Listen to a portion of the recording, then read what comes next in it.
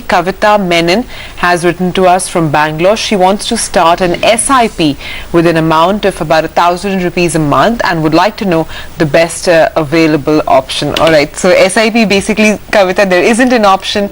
It is just a systematic investment plan. But Harsh over here, I'm sure, will be able to guide you about which is the best fund that she could employ her SIP. So I think what I love about this question, and a lot of that has to do with the kind of programs and literacy that is coming, is that you have students now looking to invest, and I think that augurs well, as long as they do it right. And systematic investment, be it a mutual fund, an equity mutual fund or something else, a systematic investment is always good.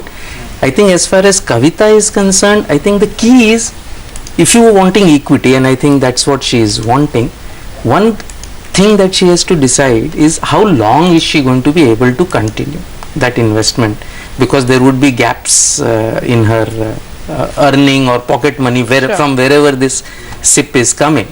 If she is reasonably sure that it will come, and this is great practice for the future, I think a good large cap fund is good.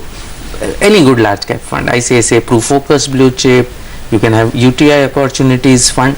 This is practice for the future. So as they say, earlier the better, later. The magic of compounding. Okay, that's